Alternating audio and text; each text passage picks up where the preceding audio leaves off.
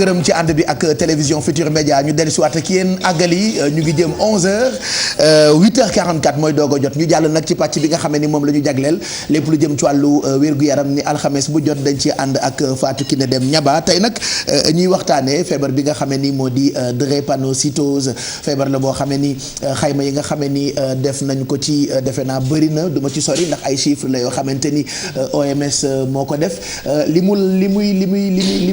muy laal nag ci askan bi bëri na feebar la boo xam ne ni ñaare dañu koy donn maladie héréditaire la. nii noonu maladie héréditaire la génétique ni nga ko waxee ñi muy laal bëri na. xayma bi sax ci Sénégal maanaam nee nañ waaye nañ jàpp tamit ne xayma bu yàgg la ndax dañ ne téeméer boo jël ci askanu Sénégal. fukki yi maanaam. dañu drépanocytaire te loolu yaakaar naa nekk na étude boo xamante ne yàgg na lool kon tey mën nañu wax sax ne xëy na lim bi ñu wax noonu mën na ko dépasser parce que doo xam exactement ñaata la parce que Sénégal étude dafa nekk loo xamante ne daf fi ñàkk. drépanocytose nag ñu koy wax ci contexte bi période bi ñu nekk nii muy jamonoy sedd ni ma ko waxee woon sànq. duma ciy dellusiwaat muy gën a gudd waaye am na koo xamante ne dem nañ ko seeti fële clinique hématologie. ba nekk ca centre de transfusion sanguine moom nag mi ngi nekk drépanocytaire la. te Pape li gën a metti ci kaam mooy moom dund na fanweeri at te xamul ni am na drépanocytose. loolu nag moo ci graaw parce que am na ñetti ponk yoo xamante ni xam naa ni suñu gan gi dina ci indi ay leeral. muy bedd gi stigmatisation. ak paj mu cher bi. paj mu cher bi traitement bi dégg naa dafa cher lool. dafa cher lool waaw te nit ñi dañ koy doxaale ñu ci bari duñu ko xam. ndax xëy na test yi duñu ko farataal. lool te nekk na loo xamante ni lu am solo la. comme d'habitude bu dee portrait bi yemb na ñu dem xooli ko rek dellusiwaat. fanweeri at Amadou Abou Baroua di dund ak jàngoro drépanocytose te mësu koo xam.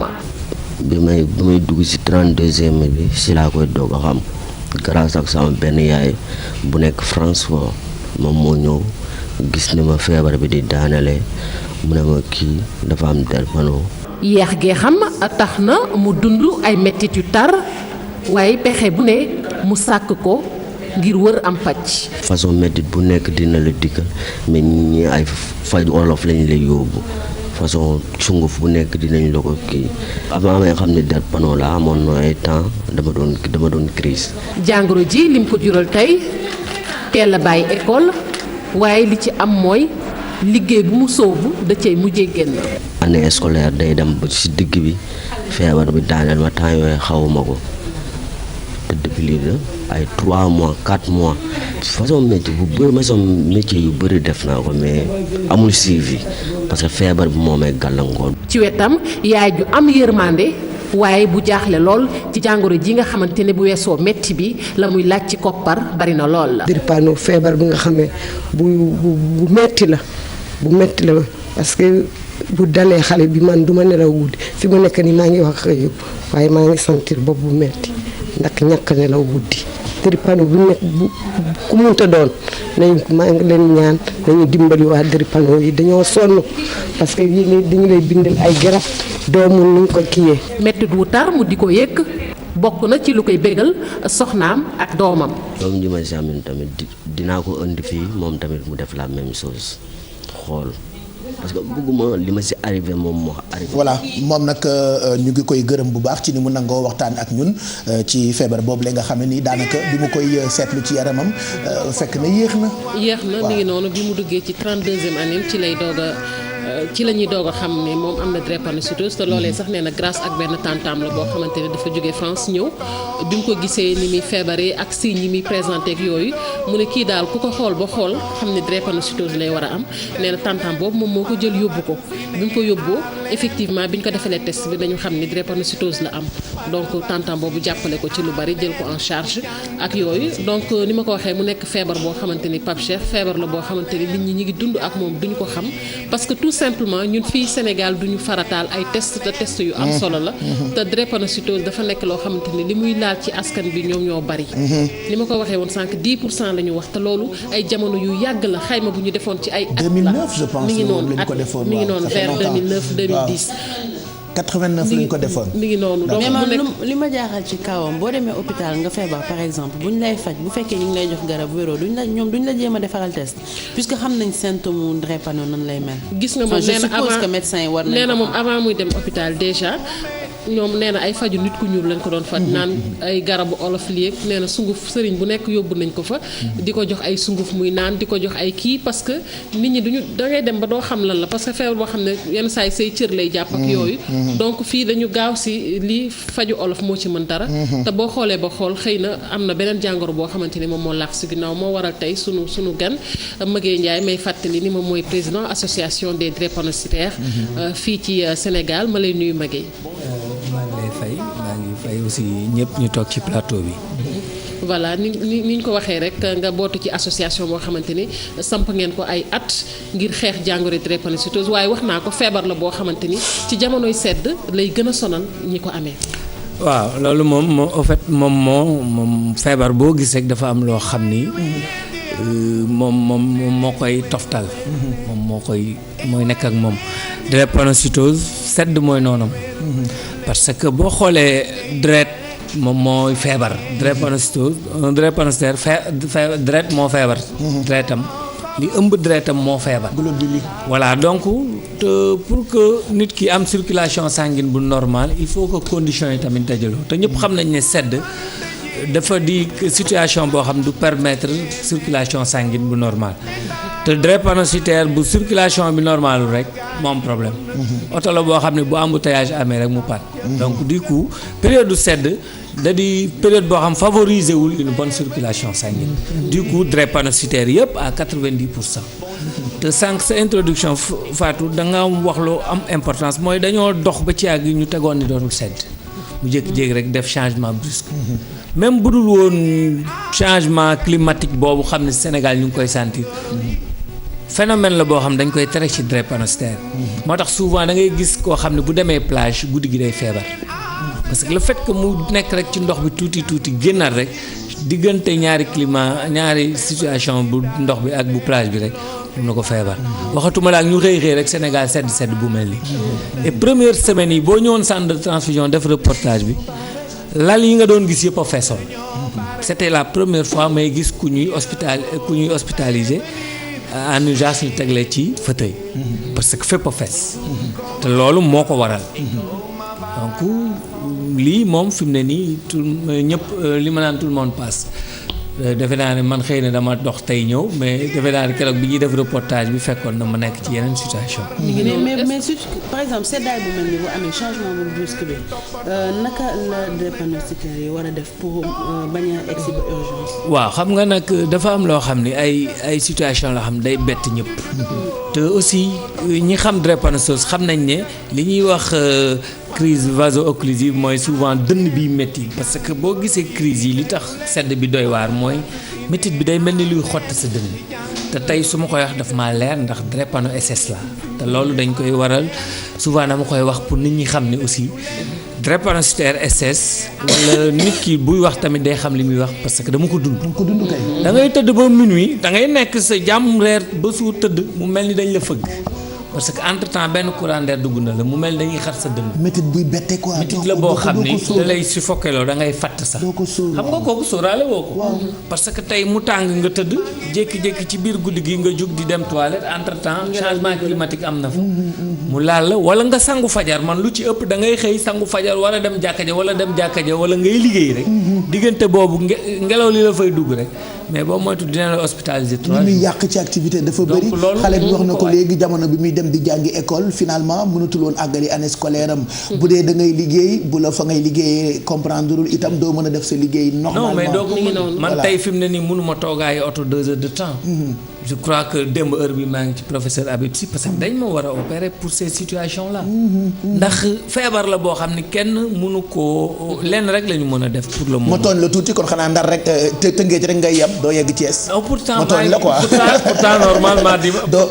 doo yegg Thiès doo yegg ndar. waaw non mais pourtant en fait c'est des situations yoo xam ni man souvent su may cas da di cas yoo xam ni dama koy. gën a xalaatee ñi ci des. wallaay xam nga démb toog naa ak professeur bu mag. mu soulagé ma teg ma ci yoonu garab yoo xam ni toog naa ñëw régler samay problème te je sais que incha allah dimanche maa ngi dem mission. incha allah dem ba ay poto rek lu kenn xamul. mais ki nga xam ne amu ko. waaw ki nga xam ne man moom laay représenté. et puis non man jëlale naa ki ko amul ki xelam mënul dal ba mu mën a jël feebar bi rek pas banaliser mais comme ni nga def nii gëm yàlla bi xam ni dal na la mais da ngay dund ak moom ba pare am fitu di sensibiliser nit ñi lii moo ma dal. lii laa ciy dund yàlla ma ko teg lii may wax ak yow fi mu ne nii sunu équipe ngi Wakaam bii tout près. di def dépistage gratuit. très bien te Fatou Kiné daf ko wax population bi amuñu réflexe. dem hôpital sans dara dal. ñun ñëpp la nag ñamewuñu dépistage moom bisoog may laaj léegi tax def nga dépistage. te test bi ñun ñëpp ko ragal ma déedéet ba pare di ragal. waaw ñun ñëpp ko ragal nekk na loo xam ne tey boo ko doon fay hôpital. waaw lu mu bon di nga dépenser benn 6 000 francs alors que ñun dañ koy def. gratuitement te équipe ngi ni stade Wakaam bii may wax ak yow. fas yéene dépister 300 personnes. parce que association dafa am programme. sunu programme mooy xam ngir xam ne et puis nit ki pour nga xamal il faut nga may jox ko pour mu gisal boppam. donc man su ma jógee fii fekk na équipe bi commencé dépistage. très bien ma yor sensibilisation. c'est-à-dire projection ak joxe dépliant yu mel ni waxtaanee. parce que li la dal ba nga ragal. ñàkk a xam ne moo dal keneen. wallaahi mais bu fekkee da nga ko naan kaay dépisté wu. waaye nag am na équipe bu nekk fee boo xam dina la xamal. loolu day gën a oyofal mbir. fu ñu dépisté nii actuellement. stade Wakaam actuellement ñu ngi stade Wakaam. bu ma wàccee dinaa fa dem yéen tamit mën ngeen dem stade Wakaam.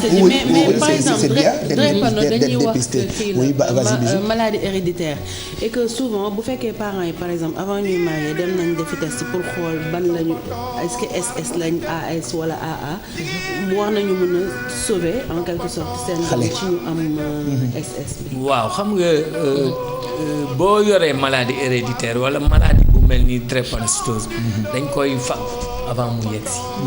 c'est-à-dire ñun li tax ñuy def campagne dépistage bi yëpp mooy dañuy fexe ba nit ki balaa muy dugg fa doom di juddoo mu xam statut.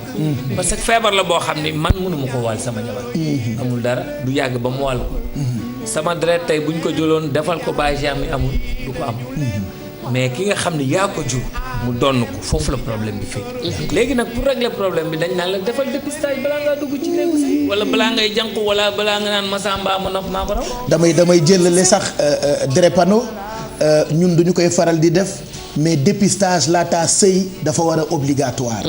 dafa am solo. mais ñu bañ a topp suñu bànneex rek mais pour xale bi juddu la. obligation boobu bi ñu demoon nañ fi assemblée. pour que ñu def ko loi. parce que oui. dafa am dëkk yoo xam dañ ne test demel bi. oui. c'est obligatoire avant que ngay takk. waaw. mais xam nga Sénégal rek. boo nee loi gars yi ne lu tax. dëgg la et puis boo xoolee loi aussi dafa contraignante. dëgg la parce que loi da la koy imposer. dëgg la mais ki nga xam ne da koy def pour aar la. kooku defe naa ne jugul pour tëj la. déedéet am na benn projet aussi xaw ma ndax commencé nañ ko appliquer am déet dañu ne woon sax xale yi nga nouveau-né yi. dañ leen di defal test foofu pour xam ndax am nañu. effectivement est-ce que loolu ñu ngi koy appliquer. commencé au fait c'est le 10 bi passé ñu ngi woon Saint-Louis di inaugurer centre de dépistage néonatal. c'est-à-dire région de Saint-Louis pour période de 5 ans lépp lu fay centre de santé district sanitaire wala fépp fu doomu aadama di juddoo rek dañuy lay koy proposer tam. parce que xam nga aussi du ñu ñëw rek sa liir judd nga gis ku koy jàmm di jël deretam. dañuy d'accord. projet la boo xam ni fondation Pierre Favre moo ko financé. te man boo melee ni man damaa mystique man. voilà man jur sama doom te hôpital bu jëli deretam. projet la boo xam sage-femme beeg médecin bi Ménégal. projet la boo xam ni defi deret bi. centre de ñu ngi koy woowee centre de recherche et de prise en charge.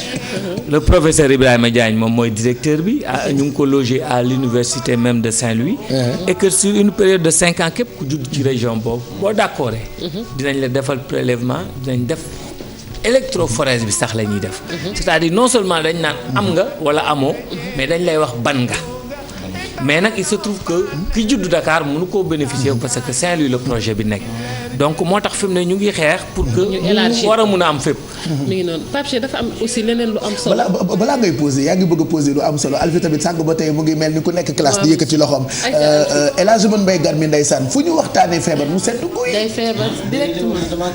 sedd nga dem bari. xam nga. waaye Mbaye yow jàmm rek nga yam. waaw dëgg la mais xam nga Pape feebar dafa nekk loo xam ni. dafa doy waar de. dafa doy waar. nga dal ñoo xam ne yow mënuloo ca dara. dafa metti. wallaay dafa metti bay. da ngay gis ne ñi ngi woyaaleeg métit boo xam ne bii métit bu tar la. wallaahi wallaahi ñu war leen a assister kenn assisté wu. wallaahi ñu war leen a seet seen i bëgg-bëgg. moyen bi surtout. ñàkk moyen am fa. mais dafa metti Metti na Baye Cheikh te bari na ci kër yi léeg-léeg nga gis malade bu leen la jël wit wallaahi lool te duñ ci man dara. wallaahi dañuy ñëw sax seet la mais doy na waar. wallaahi doy na waar Mbaye. doo xam fooy jaar. wallaahi doo xam ci koy jaar doo xam foo jëm. wallaahi vraiment dafa metti. moo tax lu mel ni association yi am dëgg la am dafa am solo. Fatou Kiné moo tax Baye lii ñuy def nii ci Wakaam. waaw ñi ko dégg nañ daw. ñoom ñëpp nañu dem ñu seet leen comme gratuite la xam nga gratuite moom. foo ko dégg rek mbay. demal waaw. yombul. dafa mel ne ku mel ne Adja Fat Ñang xaw ma miin nga ko xaw ma déet. woo na ma ne ma am na daal lu fay xew nangam ak nangam. ndax télévision bi yooyu sax problème la te yooyu suñu ko déggee sax dama ne télé bi ci boobu moo war a jógee moo war a sol dàllam. dem jël la fa nekk. wan ko population. wallaahi Mbaye. mais daal vraiment man daal dëgg feebar daal Baye Cheikh. bëggoo ko dégg. man daal jàmm rek laa bëgg a dégg Mbaye. Fatou Kiné vas-y avant Alfi. voilà ni nga ko waxee Pape Cheikh ñi ngi wax léegi affaire test ak test yu am solo la. mais dafa am leneen loo xamante ni aussi bëgg naa mu àddu si ndax kooku feebar noonu ma jël noonu ci lalam Pape Cheikh.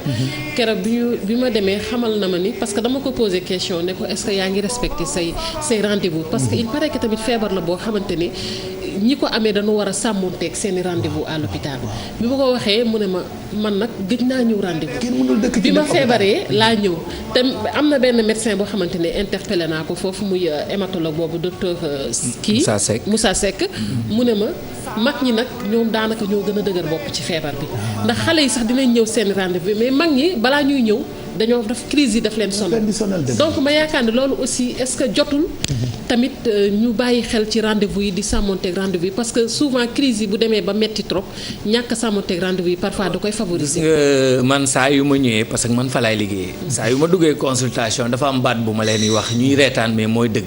ku doxul ñëw dina leen yenu nga ñëw. dëgg la non amul demal maa ngi ñëw drépanocytose mun nga toog 4 ans du la def dara. bis bu mu la nee cuuj dinañ la nga fanaan hôpital te puis li nga wax dafa am. mais c'est que problème bi mooy constat bi ma am man avec expérience parce que 13 ans maa ngi géré association bi. parce que yàlla def na dëkk bu ne dem naa fa. ci àdduna kon expérience bi ma gis du Sénégal rek de mooy c'est que ñaari mbir dafa am aspect social dafa am du ñëpp a mun a ñëw.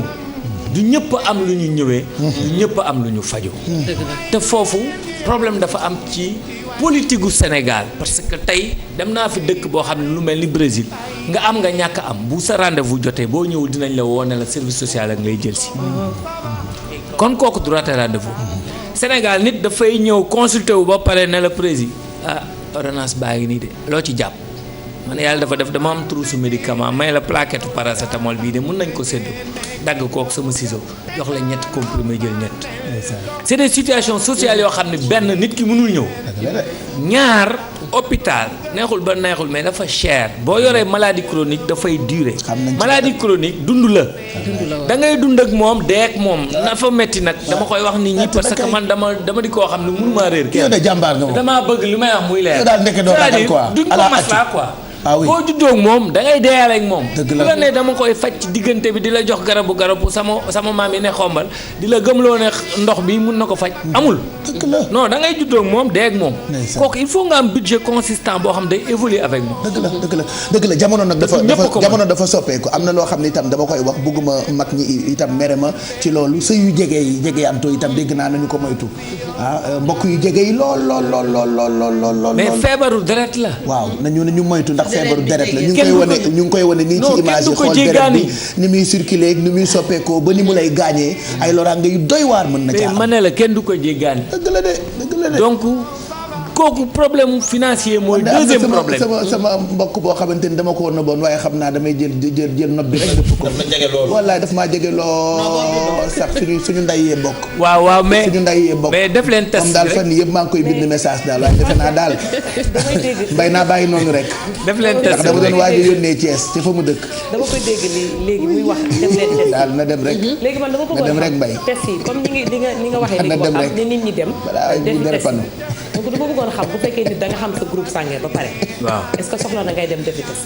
waaw c'est différent nag parce que groupe sanguin ak test drépano ça fait deux. même boo xamee sa groupe sanguin. que boo xamee sa groupe sanguin mooy sa carte d'identité. xam sa groupe sanguin moom dafa baax. c'est tout. dafa obligatoire. non c'est que groupe sanguin mooy sa carte d'identité. deret. waaw xam sa groupe sanguin dafa baax. test demel mooy am nga feebar bi nekk ci société bi wala amoo ko c'est tout. c'est comme nga dem defi TDR test rapide de palu. am nga wala amoo. drépanocytose am nga ko wala amoo. beneen feebar am nga ko wala amoo. groupage groupe sanguin. ñun sax dañu koy defloo parce que carte d'identité la boo xam ne tey boo feebaree mu nekk sa dossier. bu ñu la waree defal deret dañ naan ah diw kat groupe bii la bokk. parce que tey li tax mu am importance. li tax même drépano ñu loger ko ci biir hôpital bi nga xam ne day faj feebar. moo lay day faj day def collecte de sang. di traité deret. moo lay war na feebaru deret la. parce que des fois da ngay toll situation boo xam ni il faut que ñu xeexee feebar bi ak dolli deret. parce que feebar la deret boo xam ne transfusion d'ailleurs élément bi nga wane sànq. dañ ko transfuser. parce que toll na foo xam ne ci douleur ak ci métti il fallait que ñu renforcer tuuti. globules yi pour que ñu ximalikuwaat. waaw Maguette feebar bi ndax dina dabe. du dabe li ma wax rek. kon daal boo ko amul rek amuloo ko. non ndono la boo amoo ko amoo la. kenn voilà kenn du la ko tisli kenn du la ko bokk ak njàmpe kenn du la ko jox pikiir. dëgg la mbay. ndey wala baay wala ndey ak baay. amul yenn saa yi nga gis nit ku la ne sama doom bi am na ko waaye ci maamam la ko jëlee loolu amul. doom ji ko am ci ndey nga ko jëlee wala ci baay wala ci ndey ak baay muy forme bi gën a métti. mais nag bu dee ci ndey kese. boobu de xanaa garaawul wala ci baay mooy sëyu Cees bi. ah yow tam man takkatu ma ko takkatu ma ko. mais ñi am naa effacé message yi léegi. ñi am AS est-ce que commencé woon naa ko kii de d'abord. comme ñi am. waaw xam nga ñi am xam xam nga ñetti forme Sénégal fi mu ne nii Sénégal ñetti forme moo fi am. mais boo xoolee ci biir faj mi ak prise en charge bi. ak li tax ñu naan feebar drépanocytose forme bi sévère bi moom mooy SS. mooy kii donn ci ndey ak ci baay. mais nag aussi pour leeralal baay Cheikh. kooku ngay bëgg a takki mun nga ko dem takki. mais lenn rek mooy condition bi. def leen test parce que mun ngeen a bokk. kon kay baax na dangaa bëggoon xëy na rocc ko bu gaaw nga doon wër waaye am nga réponse. xale ba kat salaamaaleykum maaleykum salaam. man mu ne ma jëndal ma portable it. waaw dégg nga xam waaw xoolal waaw wagaama ngi nii kay. démb kat dama ko woo alors mu ne ma sama portable bi baaxul fan yi xam nga ay dóor la. moo tax nga bëgg ko daal dama bàyyi rek téléphone bi daal dama ko léegi mu mel ni kon daal dama bàyyi rek aw ñu ko war na téléphone yu gën bees yi a takk taxawaat yeneen tànk. waaw donc au fait yeneen tànk yi ñuy taxaw bon mooy di def lii rek ñun boo xoolee fi mu ne nii ñu ngi ci à peu près 1 million de Sénégalais yoo xam ni. association bi ak ay moyens. dépiste na leen gratuitement. lépp dem nañ fi ba Kolda ba Médina Yoro Fula bi nga xam ni rang-rang kese la. ba fépp gratuité la. ñun fu ñu dem rek dañuy ànd ak suñuy technicien am collaboration ak centre de santé ak hôpitaux yi. di def test bi et puis test bi da nga koy def léegi 30 minutes après résultat bi génn. bale kook muy loo xam ni tamit moom rek la ñu amagum pour mun a fàggandiku. ndax quand même bu fekkee da nga di nekk feebar boo xam ni dafay cher. feebar la boo xam ni réew mi defagu ci jéego yu war a tax kenn ku ci nekk sentir sa bopp yow mi nga xam ni yéen a yor association da ngeen di xool nu population bi di def ba xam. ana Awa Maricol mu ngi ciy jàpp mbaa. Awa Maricol ba xam nga ministre de la santé la. xam nga ministère de la santé wala ministre de la santé dañoo ëmb lépp. mais nag association yi te appel la. ñoom ñooy am benn réflexe mooy xam ne lii métti ñoom ñoo koy yëg. tey bu ma feebaree man maa koy sentir. bu la yàlla moo mayee ay moyens yoo mun a xamle rek nga xamle ko. te lu ci ëpp bien que ñu ngi continuer di def campagne bi nii. parce que tey mu ngi Wakaam le 28 ñu ngi Fass ainsi de suite. ñu ngi ko tegle ba journée même de la femme ñun événement bu ci nekk rek tamit dañ koy jox gëddëm organiser ko fenn pour que population bi mun tey jot mais ba tey jii am na ñoo xam ne ñu ngi continuer di sëy seen biir. ndax te defuñu test. et c'est très grave. ñàkk xam de parce que information moo dafa am solo. dañ ko war a joxe information ni daal dëgg-dëgg ñaar ñoo xam ne dañu jegeyoo balaa noo sëy. nañu ko dem seeti même sax bu ñu jegeyoo. man kay exemple bi ma def léegi ci man rek. mais loolu doy na exemple nañu ko moytu rek. dañuy nobeel rek ak bëggeel non yow portable moo la xaw a dawloo. waaw bàyyi seet mais peu importe en fait. xam naa sax ñun ñëpp dinañ cotiser. waaw pour jënd portable bi mais duñ la ko jox ne dañ ko yóbbu Thiès. mais Pape Cheikh dama bëggoon xam ci gëstu yi ngeen di def xeetu lekkin bi tamit est-ce que amul ay xeetu lekk yoo xamante ni ku drépano war nga ko mën a adopté ba jàngoro bi du la daaneel à chaque instant. xam nga nag booy tekki drépanocytose dañ ne drépanocytose feebaru ndonu la. ne feebaru deret la. ne feebaru anémie la. c'est-à-dire ñi ko yor seeni li tax ñu deret di dund. lu ci ëpp dafay amul doole noonu. ñamu deret rek ngay lekk ba ñamu tax deret na rek dañ naan la. ay ngay foie lekk riche et varié. mais nag amul vraiment benn régime. spécifique def buñ ne dee ko def. voilà mais daal fexeel bay lekk loo xam ne dinay gën a apporter. ay fer sa yaram. mais nag am na voilà mais nag am na loo xam ne moom suñu garab la fer la. te ku dégg fer xam ni da pour faj anémie la. voilà xam naa ni mën nañoo fanaan ci waxtaanee doomu jàngoro bi waaye mën nañu ko dagg rek parce que dinañ ci waxtaanaat ci mois de juin bi defe naa 19 juin. mooy jour bis bi ñuy jagleel xeexuk jàngoro ji incha allah dinañ ci waxtaanaat ci ni mu gën a yaatoo bi am na loo ci bëggoon a dolli. juste benn croyance boo xam ne Sénégal dañ ko am boo feebaree wala ñu ne la da nga anémie dañ la naan nga lekk yàpp est-ce que mën naa wax lekk foie man loolu laay wax. mën naa wax turu boisson bi xaw ma ndax. non on fera pas de pub. boisson bu xonk bi voilà. naan la lekkal yàpp naan boisson bu xonk parce que comme dafa xonk da lay may deret c'est des idées reçues. amul benn boisson boo xamante ne. scientifique nga boo ko waxee ñu gëm ko. dañ lay jël nga sotti ko naan ko mu ñëw transformé wu nekk. doon deret bu am fer nga war a lekk. parce que benn idée reçue boo xamante la. da ngay gis ku feebar sax ñu ne la lekkal foie. jëndal la ko andil la ko andil la ko. c'est des idées reçues. mais lanti bi nag lanti bi ndax. lanti c'est très lanti parce que dafa am haricot tout ce qui est chou yooyu yëpp mën nañu koy def parce que c'est des produits yoo xamante ni dafa riche en fer surtout chou pommé. dañuy gën a couvrir tamit xam naa ne ci sedd bi nañuy gën a couvrir comme ni ñuy wax rek feebaru boo xamante ne sedd dañ koy gën a yëg xanaa di leen ñaax rek ñuy gën di couvrir également loolu aussi tamit dina leen protéger ci lu bari ñu dellu di ko jaajëfal moom président association des drépanocytaires Maguette Ndiaye li Pape Cheikh wax rek xajul fii xam naa dinañ am beneen occasion boo xamante ne dinañ ko gën a yaatal jaajëfal nañ la bu baax. Maguette yàlla sàmm leen bu baax. yàlla sàmm leen bu baax télévision Futurs Médias moom mu ngi ci képp koo xam ne rek da nga jóg ngir teg dara. combat yi bëri na bu feebar yi rek mais yow sa combat télévision Futurs Médias dina ci jàpp combat bu noble la yore feebar bi itam man dama bëgg yenn saa yi ma tase ak ku amee handicap am na ci sama xarit boo xamante ni fu ma ko rombee beekee bi dama koy këf ndaw bëgg nañu nit bañ a ragal nattu maada ba woy na ko dañoo ragal nattu waaye bonul jafe-jafe baax na waaye ci ab diir rek te bañ a yàgg am na natt yoo xam ne nag bu la ko suñu borom tegee boo ko nangoo rek da ngay gën a mën a dund ak moom te doo ci am benn jafe-jafe man bu ma gisee ñu mel ni moom damay kontaan. da ngay dem léegi ci feu rouge bi. waaw gis koo xam ni kii handicap la. waaw waaye mi ngi jaay. mi ngi jaay carte. wallaahi de carte crédit. nga gis koo xam ne kii dara jotu ko. di ñaan suñuy bi lay mbay di yalwaan. wallaahi war na bàyyi xel ci li nga xam ne kii dafa handicap. loolu itam il faut ñu def ci débat da ngay gis sama moroom yi bien important di yalwaan. bien important nga xam ne tey bu tegee boolam bu saafee rek. wallaay mbay gerte gu tooy mu sotti. wallaay mbay waay nan waxtaan jërëjëf kontaan nañu. merci waaw merci dinañ ñëw fekk leen wakaam xam naa ca kanam ci loolu ngeen di amal 9h11 mooy doog a jot Fatou Kiné dem ñaba mën nga dem de ñu bàyyi la nga daw parce que da nga am liggéey bu bëri bu lay xaar itam ca rédaction ba ñu ngi leen di ndokkeel yéen ñëpp ak fu ngeen mën ci nekk ñaanal leen bëccëg bu neex ci télévision Futurs Médias di leen xaar itam ci téléphone bi 88 628 22 22 wala 88 628 04 05 samedi dina am lu bees loo xamee ni dañ leen koy jagleel bu dee bëgg ngeen a gagné lu toll ci 10 millions alors 10 millions nag bu ngeen ko bëggee da ngeen di bokk ci cash chrono nag samedi 19h la ñu koy commencé numéro bi ngeen war a jàpp rek mooy 24 500 parce que bu ngeen tànnee ay chiffres yu nekk ci diggante 1 ba 38 foofu ngeen koy yónnee xam naa dinañ ci ñëw ci du mu gënee gaaw dinañu recevoir fii léegi ay minutes ki nga xamee ni moo di Charles Faye bu GFM Entertainment mu ngi ñëw léegi ci plateau bi seen naa fi itam Lamine Samba bu mënee ñëw ci plateau bi moom it ñu bokk ko en attendant de recevoir Matador pour ñu waxtaanee album bi nga xam ne ni moom la génne mu bees il est avec nous depuis ce matin en attendant El Hadj Bon Mbaye Garmi maa xam li koy yëngal comme bu ñuy waxtaanee feebar day patt da koy saf waaye xam naa li koy yëngal te lii la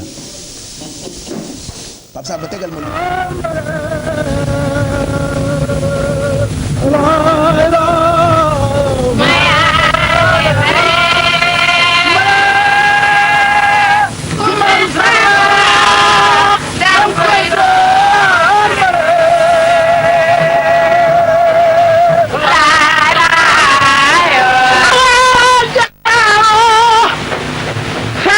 méttee dafa keroog ku dee jàmbaar sam xel deetul toog jàmbaaroo ay Ousmane Sène jàmbaaroo tey ji man nga joobe am joob yaay xewe njaay yaay kuma njaay jon yaay kuma faal yaay sant sa baay doom yaay dale baax na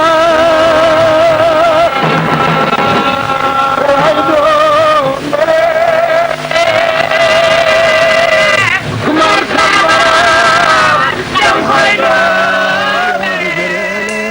waaye Cheikh boo namee ndaanaan da ngay dem Tëngéej. nee biir ci suuf rek ca am. dëkk ba Maurice dëkk. boo bëggee ndaanaan da ngay dem Tëngéej. dëkk ba nga xam ne nii Baye Cheikh fa la Kora Fall dëkk. sama waa ji.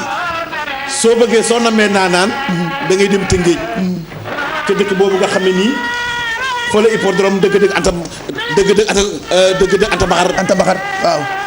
nekk soo bëggee ndaanaan boo bëggee dégg ndaanaan da ngay dem ci dëkk boobu nga xam ne daal dëgg-dëgg bi ñoo séddale 4 communes yi te ngay def ci moom. waaw xaar mi mooy ndaanaan. yokkal loolu. moom nag moo way Ousmane Sène bële bàyyi sant Sène na biir tuuti balaa noo dalal suñu gan yi. maa la bëgg Mbaye barke Serigne Touba maa la bëgg.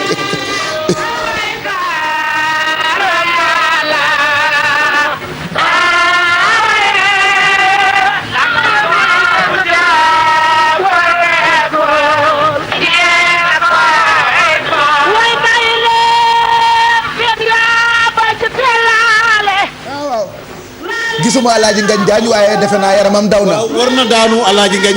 waaw. mi nga xam ne nii dëgg-dëgg mooy déemu lébu bu mag boobu. nga xam ne Baye Cheikh kenn tudd nag lamb ci réew mi. te sa xel dem ci moom. déedéet. Alaaji Ngañ Jaañ. déedéet du xew. daf ko doon la. ndax baayam sunu masaan daan tàggat ci làmb dama réew dañ koy fekk jekko waaw kooku moom loolu xew na ba pare. ki ñu fekk si it bëggoon naa ñu wax ci moom tuuti. muy nit ku baax. waaw waaye itam fexe na ba li ma koy faral di wax saa yi ma ko seetaanee dimanche yi bu fi yemoon sax neex ci carrière. muy koo xam ne ni fa mu bokk. tey jii buñ dee wax comme yow da ngay faral di fàttaliku jàmbaar yi. fa mu bokk. ni mu mel rek la war a mel. muy Lamine Samba. mu fekk si ñu ci plateau bi. su fi Yaram Jéey Fatou Mbeng Yaram Jéey ñu baax ñooñu nga xam ne ñoo ko meññee Ndar. ak bant Yaram Jéey. waaw ak bant Yaram Jéey. kii nag maam moo wax sax nag Fédère. waaw. Fédère ku nekk daa wax ak moom de. déedéet. ndax Fédère Baye Cheikh bi nu moomagul suñu bopp. te mu dëgg-dëgg ñëw Ndar. dafa def loo xam ne dafa foor dafa xëy rek gàddu mer gàddoom boobu fekk dafa tabas kaso bu mag ñu ne ko Fédère foo jëm mu dugg ci biir kaso bi daal di fanaan ba bët set ñu ne ko lu tax nga def lii mu ne leen dama leen xam ne fii daal ki jomul kenn. te xam naa ni Maamu Lamine moo ko digal. waaw géwél yi nag dañu bari pexe Baye Cheikh. géwél est très dangereux. mais maa ngi doog a comprendre parce que El Hadj la ca maam sët a koy jël. maa ngi doog a comprendre ni ku fi kilifa. da ngay bëgg di waxtaan ak Lamine Samba bi. mais c'est important. parce que li mu doon moo fort. Fédère. nga xam ne mbay moo séddale cër yi ba ñëpp jot ci moo fi jëlee chef de canton yi moo rey buur yi. maamu ñoom Charles. waaw di wax ak benn géwël. El Hadj balaa Lamine di nuyoo léegi dama bëgg ñu jàll ci keneen ki dama bëgg ñu jàll nag ci ay maamam moom Charles. waaw. Charles. on va le trouver difficile mais on va le chercher. difficile dama bëgg nag ñu jàll ci njudduteem ci njuddute Charles man daal jikkoom xam naa ko. waaw am na jom. nangu na liggéey respecté na doomu aadama. te bëgg na itam kuy liggéey nga boole ci qualité. moom perfectionniste la boo xamante ni man ñaare bu ma defee bêtise mbaa ma def erreur ci émission yi may présenté sax su ma séenee Charles damay laqatu. parce que day bëgg tout le temps lépp di parfait loolu man wóor na ma ni jikkoom la waaye ci juddu. boo ñu doon wax kuy Charles loo ñuy wax Mbaye. xanaa Charlemagne le Weer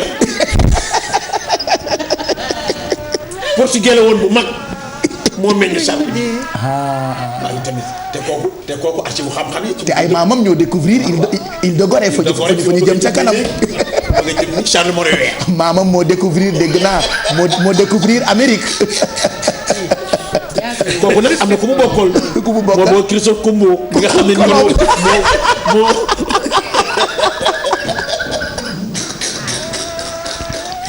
Baye Cheikh xam nga xaar bi ma yëngal nag tey.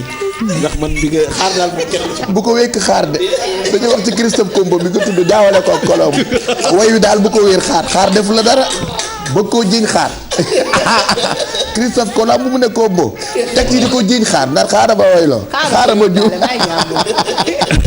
en tout cas kontaan nañu bienvenue Charles ci plateau bi ñu ngi lay gërëm bu baax Lamine Samba man da nga maa gënal ñëpp loolu yàlla dogal na ko kii dama ko bëgg El Hadj Mbaye Garmi ci sama xol la ne waaye yow da nga ma gënaleeg ñëpp ma gënale la ak ñëpp bu ma dee wax ci sama diggante ak yow mën naa fanaan ci télé bi barki Serigne Fall ndax li may wax dama koo gëm ñu ngi jëm nag ci date bu am solo El Hadj Mbaye Garmi muy dimanche 28 février barki démb rek waxtaan nañ ci jongante dimanche bi Sénégal yëpp seetaan ko waaye dañuy ñëwaat rek fàttaliwaat ko Sénégalais yi ndax fàtte xaju fi sax naam et tubaab nee na la répétition elle est pédagogique wóor na ma ni àddina nga koy préparé gis naa ay nit yu namoon lamb ju toll noonu jóge bitim réew ñëw uniquement pour fekke ko chance bi Sénégalais yi nar a am mooy dinañu ko seetaan en direct ci télévision Futurs Médias muy loo xam ne na gëj na fi et j'ose dire que c'est le grand retour bu GFM Entertainment le 28 incha allah Charles. waaw merci Pape rek commencer peut-être pour te remercier parce que gëj naa ree noonu quoi. waaw maanaam le réveil est très très compliqué. Il faut porter plainte hein. Wow. Entre Christophe Combo et Christophe Colomb. Franchement. Non Garmi avec Garmi c'est une autre histoire. Ah ouais. C'est formidable quoi. Mais ba joxe benn anecdote bu ndaw rek. Faut te dire qu'en 1974 suñu première foire au Sénégal. boobu Senghor moo fi nekk président de la République dindi na benn laal foofu sama rakk maam moo ko defaroon. laal boobu c'est pour dire rek. kon maamam moo ñëw. lii donc lii lu jar a jàpp la. lu jar a jàpp la pour bu Sall amee xew këram. pour bu fa ngénte amee. wala xew yu yooyu ci li nga koy war a wax. non mais je voulais dire aussi que si le président Senghor a commencé à bien dormir parce que 1974 si le PDS ñëw ak Abdoulaye Wade xam nga bu dee bu baax rek laal ba la woon quoi. te sama moo ko defar. donc ñu ngi jëm ci le 28 février stade Demba Diop. waaw merci c'est vrai que le 28 am nañ rendez-vous bu am solo. mooy lamb bu ñu fay def entre Ablaye Ndiaye ak Gris 2. mu am kooku mooy le combat ba rek. mu am beneen combat entre ñu mu tudd Quench. xale bu bon mbër dëkk Bardi. ak Ablaye Alioune Seye Junior. mu am yeneen combat il y a 10 combats au total. si moom la ñu kii nous sommes dans la dernière phase active. mais di la wax rek combat bu am solo mais combat boo xamante ne fas yéene wu dama koy wax d'entrée parce que xam naa foo jëm. waaw combat boobu moom lañ koy retransmettre en direct loolu laa la bëgg a wax. balaa nga koy duñ ko wane en direct. waaw pourquoi pour quelle raison. voilà non raison yi que mooy que quand même dañ xool c'est un combat d'abord sans annonce sans sponsor. d'accord parce que dëkk bi dafa am lu mu demee actuellement. sponsor yu bëri dañu bàyyi lamb te ñun lay proposer parfois. jarul tap nga say kii parce que lu mu fay ñàkk moo bëri. donc dañu fas yéene rek ñu ne bon lii moo gën. pour que ñu sauver parce que derrière am tam loo xamante ne foog ñu am ko si lamb ji daal. dëgg la def loo mën. Alaaji Lamine Samba ñu ngi lay gërëm defe naa yow lamb jëm kanam rek nga bëgg. dëgg la te tey fii GFM Entertainment toll ñu ngi sant bi mu fi nekkee.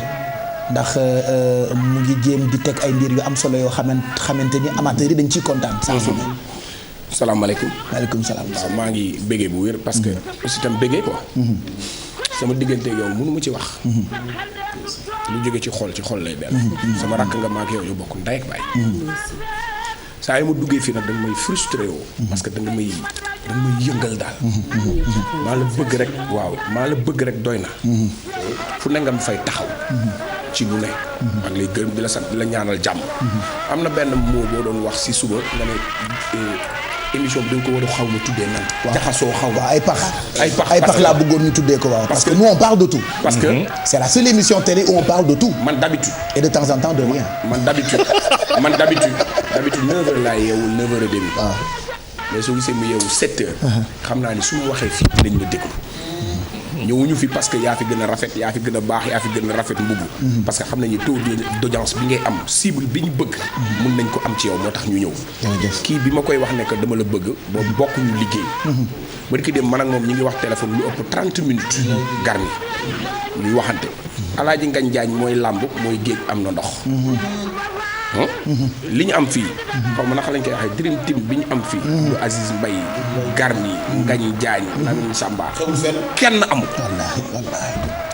te kenn ku ci nekk suñ la tegee ci place nga yaakaar ni foofu nga gën a mëne soo gisee Garmi mu def duo ak Ngagne Diagne ci rajo bi da nga naan c'est pas possible sa xol day sedd boo ko indee ci télé bi nga ne lii kenn mësu koo gis boo yóbboo Garmi ci na biir nga ne non c'est pas possible mais gars yi nag ñoo namoon GFM Entertainment parce que ñun bi ñu gëjee ci làmb ji mooy Eumeu Sène ak Balla Gaye numéro 2 gars yi namoon GFM Entertainment loolu loxoom affaire direct la ak direct du ma ci wax mais mun naa la expliquer ne la ci diggante Gris 2 ak Ablaye Ndiaye revanche bu garaaw la daf ko parce que moo xam ne Ablaye Ndiaye bàyyam mooy Robert Diouf Mohamed Ndiaye Gris 2 ñëpp xam nañu ni Mbaye Guèye ak Moustapha Guèye ñooy mentoram ak ñoom Mame Gorgui Ndiaye mais dafa am lu garaaw lu dox d'abord ci diggante Mbaye Guèye ak Robert ay dóor mu daanu maanaam ay revanche par procuration toujours ma wax la ni Gris 2 musta daanu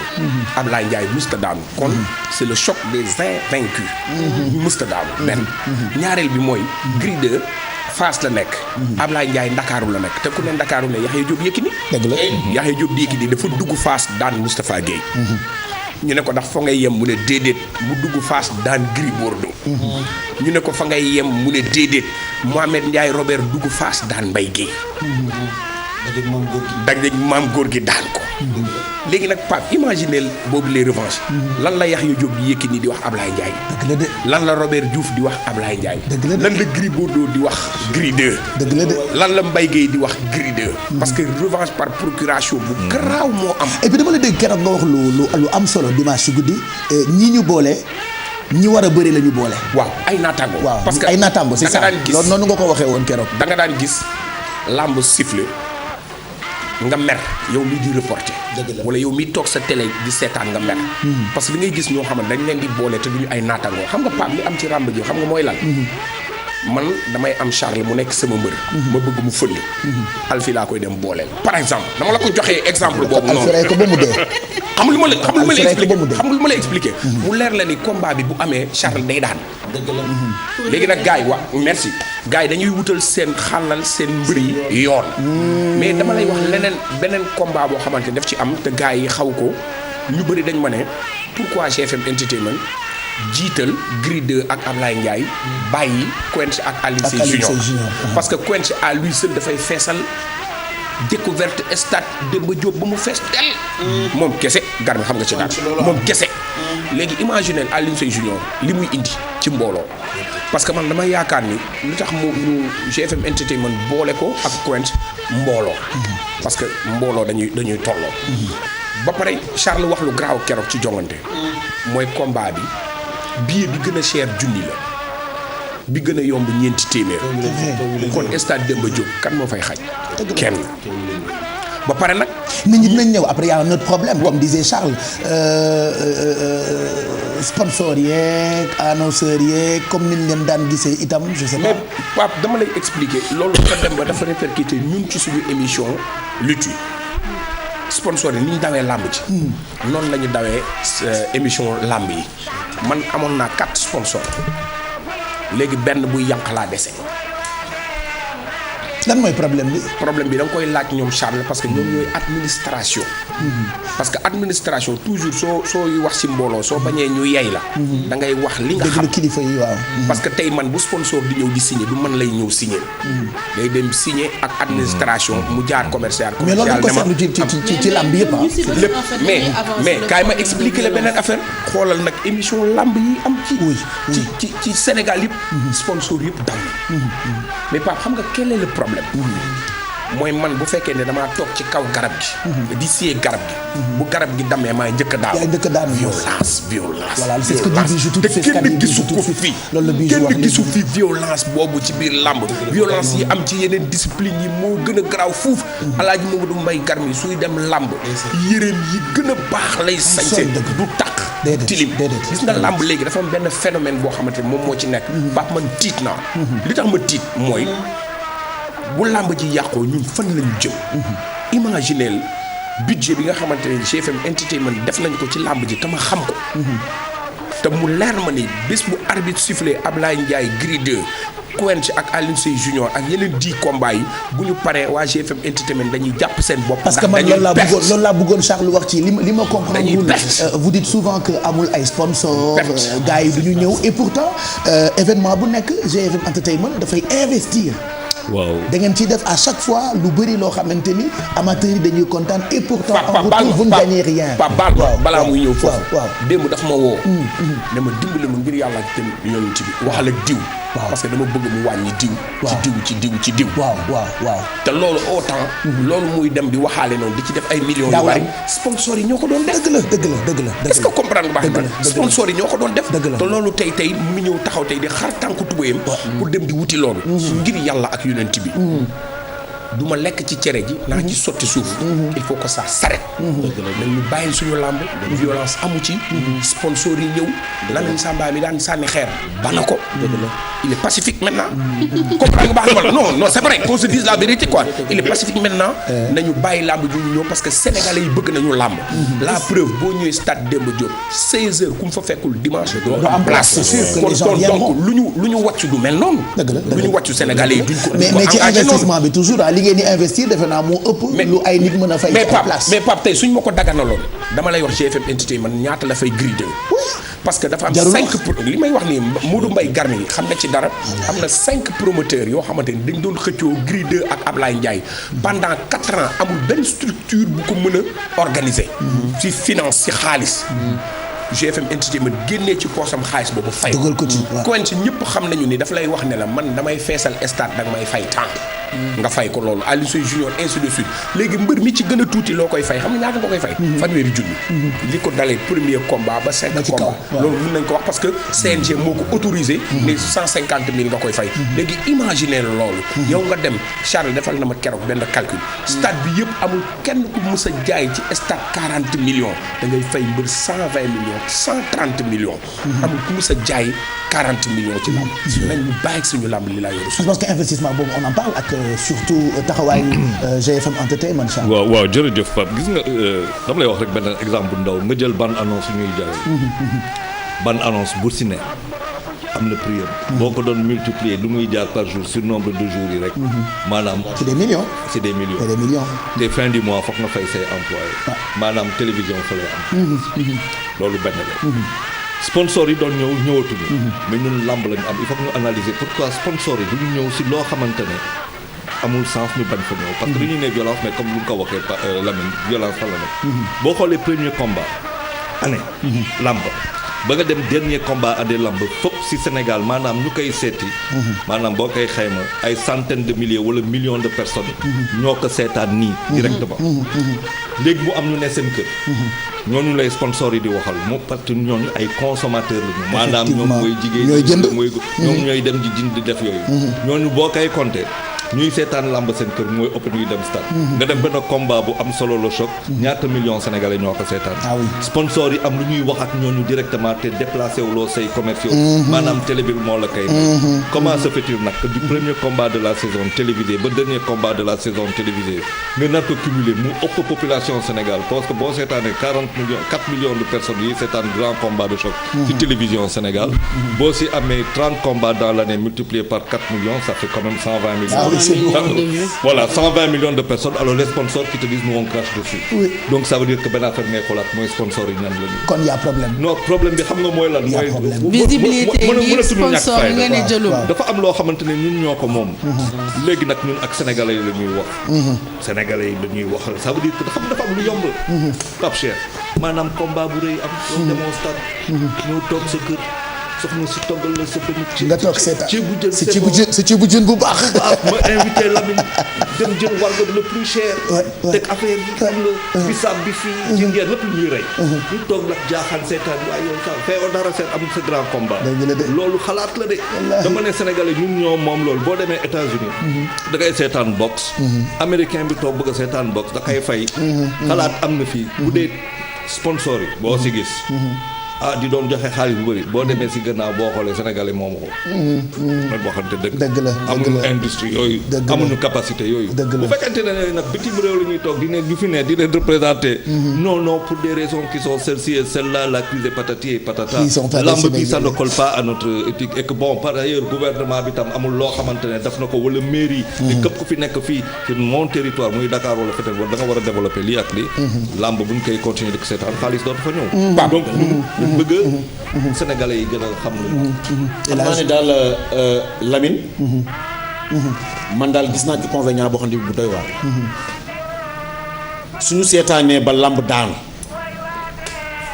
mën na indi ci réew mi loo xam ne lii kenn du xam fu mu yem wallaahi ndax ay ponkal yu entraîné war a am dara te amuñu ko mën nañu dugg ci leneen kon loolu réew mi war na ci jàpp sponsor yi war na ci jàpp ndax société boo gis mu nekk ci réew mi am na loo xam ne sponsor la boo xam ne bii loo xam ne ci sponsor la war a génne dugg ci li nga xam ne ni mooy loisir réew. et puis lamb ji sax vecteur de développement la ay ndaw a ciy liggéey. te ñëpp ko bëgg. mais ma jox la benn exemple bu gën a ndaw. exemple bu gën a ndaw mooy xam nga ñun yeneen presse yi moomuñu leen. waaw yeneen journaux yi. mais depuis une semaine ñoom ñëpp dañuy titrer à la une. Ablaye Ndiaye Gris 2. Quench Alioune Seye Junior xam ñun moomuñu leen. kon mu wan leen combat bi mi ngi jaay. dëgg la xam nga combat bi mi ngi jaay combat bi jar na. non c'est sûr que c'est un combat intéressant moo tax au départ may jubilé foogoon ni dañu koy am en direct. waaw léegi loolu moo tax ni combat bi toll moo tax ma jubilé. ma jubilé ne bon dosé quoi jaay affaire. xam nga man lan laa d'accord affaire de appartenance à TFM dañu koy wane en direct voilà. xam nga lan laa d'accord c'était que ça. xam nga lan laa d'accord au début il était question ñu soulever woon sax benn question boo xamante ni nii dañ doon wax est-ce que ñun suñu làmb duñ ci siis ñun kese parce que metti na après ñoo dem ba ne confraternité affaire sénégalais yi ko moom parce que ñun ñoo bokk bàyyi sénégalais yi ko moom mu ñëw mais c'est sûr que ni RFM da koy def en direct ci rajo bi mais c'est sûr que ni ku seetaanul jongante après combat bi doo ko am doo am détails yi quoi léegi nag dañ doon wax sax ne ñi nga xamante ni nii ñoom lañu ñooy defandook ñun dimanche est-ce que c'est-à-dire c'est que ñun dañ ne non parce que xam nañu ni bu ñu tëggee ñun ñëpp ñun la ñuy seetaan ça c'est sûr mais aussi tamit dans l'avenir ñu xool ñun ñëpp ñu dalee ko ba ci président Youssou Ndour ba ci président de la République ba ci le ministre des sports le docteur Alioune Sarr nan la ñuy defee les états généraux de la lutte ñëpp toog waxtaan xool naka la ñuy def mu jëm kanam je pense qu'on va finir bientôt waxtaan bi waaw dama la bëggoon wax xam nga da nga ko wax benn affaire sànq télé sponsor bu dee TFM day wane da ngay daw gannaaw TFM parce que loolu mooy réalité fu ne foo mun ci dem quand une télévision buy def combat wala nga nekk numéro 1 si biir Sénégal ay millions de personnes c'est pas pour rien que ñoom ñuy ñëw fii te combat bëri moom rek la ñu am amul leneen te dañ koy tiitaroo voilà donc rendez-vous le 28 février sur les gradins du stade Demba Diop voilà et maintenant voilà mais am na lu xew lan moo nar a xew bu ñu paree ci guddi gi stade bi ci guddi gi waaw am naa gan gu rëy am naa original keroog duñu ko de man maa ngi réfléchir original VIP waaw dinaa dalal ci gan goo xamante ni tur bi amul o tur bi amul o te day fayeeku lu ëpp 150 millions latewul fenn ci làmb latewul ci làmb latewul ci plateau te daan na ñëpp du Yaxya Jóob Yékini effacé naa leen boobu waaye bu toogee dinañ xam ni tur bi amul o sant bi amul o. D'accord. Mais Pape, je te demande juste quelque chose quoi. Tu as des milliers de téléspectateurs qui te regardent. Oui. Mais demande-leur de venir au stade. Mais voilà. Comme mbokk yi damay demander Alfie demander Bijou demander El Hadj Oumar Mbaye Garmi demander kon rendez-vous le 28 février dimanche ku teelul ñëw. doo am place bu baax pour seetaan làmb ju mag ji nga xam ne ni ko Lamine Samba waxee ñëpp a ngi koy préparer c'est un événement national moo tax man depuis sànq may jubilé parce que dama foogoon ni dañu koy wone en direct. non mais yow ma café ma punir la. ok d'accord ok Alfie defaral café yow tamit pour Charles. mais nag Baye Cheikh. waaw El Hadj waaw. ragal naa ne làmb ji. bu sponsor yi ñëwee tey. bu dimanche ñu def ko dëgg. ñu def ko direct mais il faudrait que ñu joxe numéro peut-être loolu dinaa ko enquête xaw ma ndax Charles dina ma ko may. man damaa sopp sama lamine bi dafa gaaw. numéro service commercial bu GFM Entertainment. Je sais pas si j'ai le droit de donner ça ou pas. Mais, après tu me diras. Vas-y, tu as 10%. Hein. Voilà.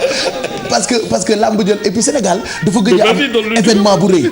bu ñu organiser sax c'est vrai. bu GFM Entertainment mais événement bu ñëpp di préparer bu ñëpp di waxtaanee ñëpp di ko préparer. comme pas possible dafay gëjoon a am. mais bii ñëpp a ngi koy waxtaanee. waaw dafa gëjoon am et le 28 bi tout le monde en parle. sama rakk bi dafa ma ne. mais lan moo xew parcelle. le 28 ay drapeau yu bari. wallaay Demba Diop dañuy préparer le 28 xew boo le 28 demee Tëngéej Bargny Quench nga dem Fass Gris 2 dama fàttali ne ñoom ñaar ñëpp kenn musu see daanu.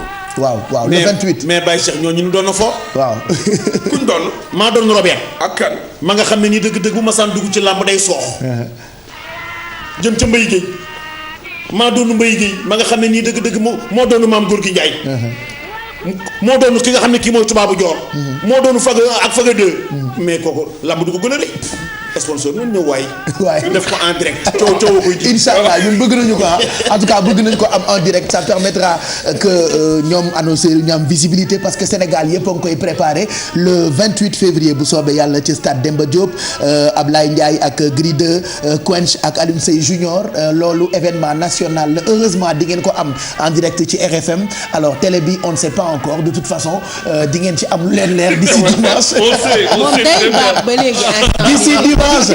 D'ici dimanche voilà merci beaucoup d'être passé nous voir Charles Faye GFM Entertainment coordonnateur bu GFM Entertainment merci Lamine Samba gala de lutte bi kon dimanche le 28 ñu ngi may souffler ci oreille bi ne ma yeneen chaînes yi nu ñuy def yeneen chaîne de télévision yi ñëw filmer dem la wala comment ça se passe mais du ñu wane image yi tant que coŋante wane wu d'accord c'est-à-dire ñoom ils pourront diffuser dès lundi.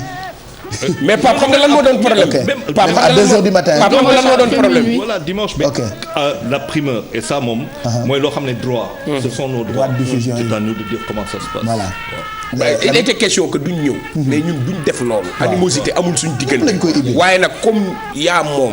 yow Charles. waaw te Charles yaa GFM Entertainment. voilà yaa ne maa aar sama yëf. voilà na ñëpp ñëw.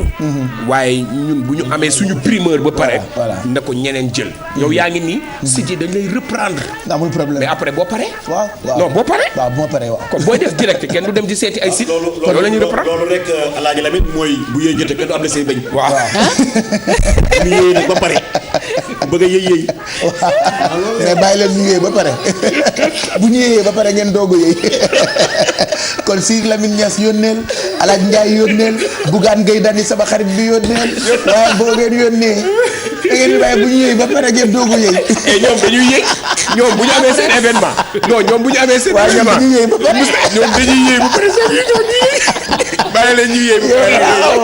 lamb ji man looloo ma ci neex tendance bi ci télévision yi bëgg a gis caméraman ni ku ne ak sa t-shirt TFM Walfadjri RTS 7TV 2STV mais loolu léegi damay am envie nekk caméraman ou technicien uniquement pour fekkee loolu ñu dàq bu scientifique boo xamante est-ce que loolu sax moo jur GFM Entertainment maa ngi nit ñu ñëw rek fekk waa ji man la doon coach quoi Lamine Samba non vous ne rentrez pas dégagez. yow lamb ji barki Serigne Touba loolu moo koy neexal yooyu dafa neex de amu leen tendance bi ci lamb ji mais amu leen tendance mais loolu nag Baye Cheikh Youssou Ndour daf ko teel a gis. waaw. nañu vous ne rentrez pas dans ce stade. nañu pas de TFM ici. nañuy jaay tranche yëpp. ku mën jënd. boo jëndee lépp tegu ci yoon parce que loolu moo koy defar. Futur télévision Futur Média yàgg nañ leen dàq ci stade yi de. mais Pape xam nga lu tax. yow da ngay ñëw ci événement jàmbur indi benn caméra yow gàddu bayre bi yow yóbbu. mais c'est pas normal. kay boo wax la benn dama mos a toog nii rek mu am ku ma woo quoi. waaw ne ma monsieur Charles Faye ma ne koy mu ne ma commissaire Arona Sy. boo xool ma ne ko qu'est-ce que je veux le numéro de Youssou Ndour. mu ne ko vous êtes malade ou quoi. ne ko rak mu woowaat quoi ma ne ko mais vous êtes malade ou quoi. ça va pas. moi mu ne ma rek jaar suma wax rek ma xam ne que kii nag commissaire la.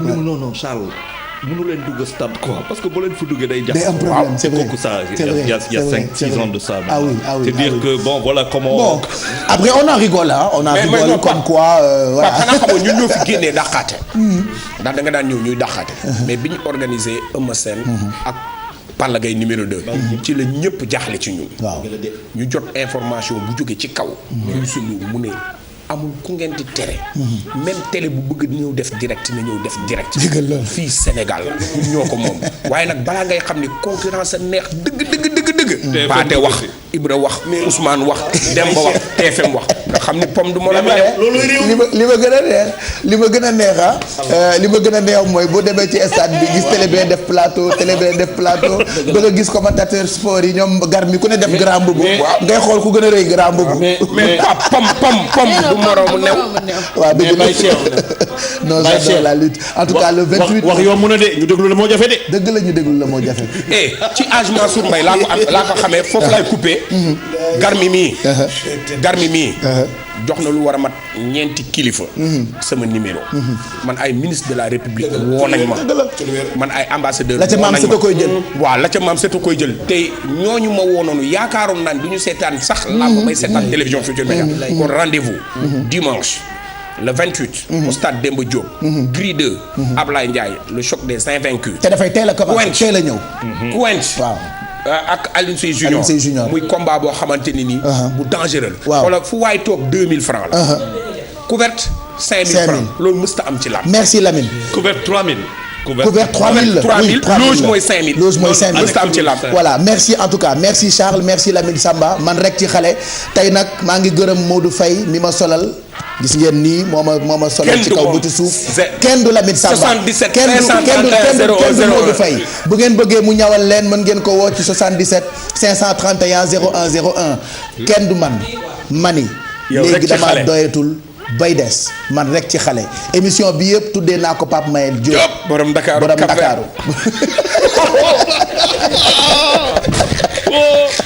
merci Lamine merci Charles Faye alors dañuy dem directement dëkku maamu Charles Faye muy Gorée El Hadj Mën Bay Garmi bu ñu demee Gorée tey dañoo bëggoon fàttali ko tuuti ki nga xam ne ni moo di Joseph Ndiaye. waaw Baye Cheikh. ñu dem nag seeti nag dëgg Joseph Ndiaye nan tàbbi rek ci élément bi Baye Cheikh na biir. L'histoire ne ment pas.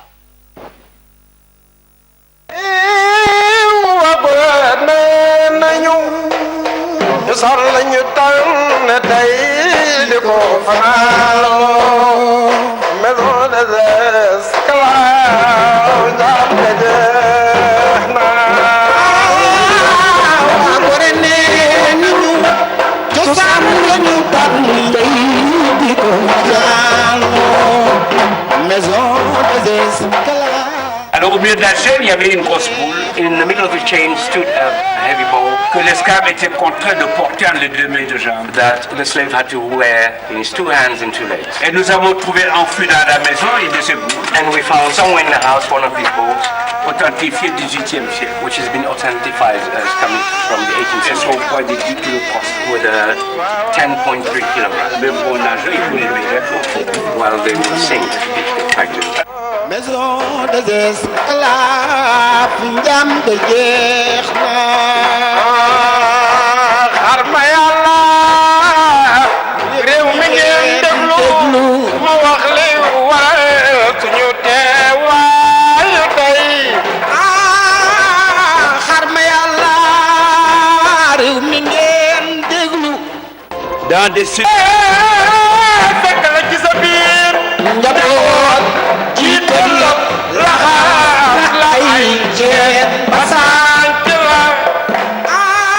Alors j'ai l'habitude de terminer and by saying qu'on parle beaucoup de camps de concentration juifs que nous respectons tant qu'à we often think about Jewish concentration camps we talk so often about. Il n'y a pas que les juifs qui ont connu des camps de concentration. The Jews were not the only one who. D'ailleurs, c'est des Sénégalais capturés pendant la dernière guerre par les Allemands ont connu des camps de concentration. African soldiers who fought in German wars.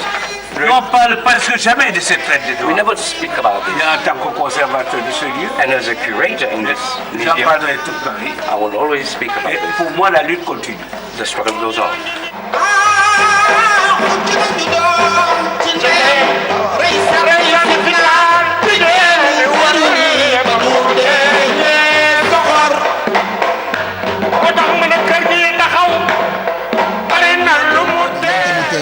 c'était le gardien du temple muy Joseph Ndiaye tey bu ñu ko fàttalikoo daf ñu war.